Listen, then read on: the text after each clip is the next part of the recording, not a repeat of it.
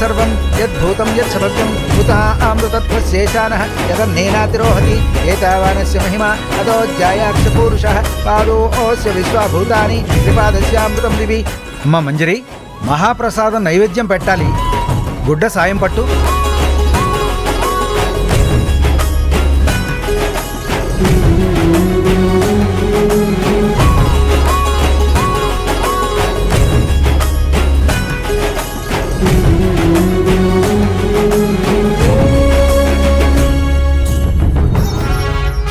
మహాదేవా, అక్క, పూజ ప్రారంభం వాళ్లతో అయినా ముగింపు మనకే దక్కుతుంది.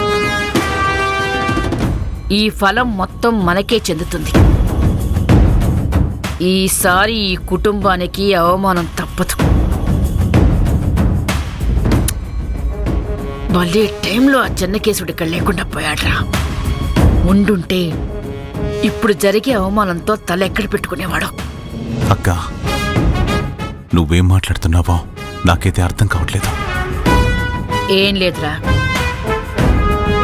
ఎవరి చేతులతో పూజ మొదలైనా మహాప్రసాదం అందుకోవడానికి మాత్రం ఆడపిల్ల కావాలి.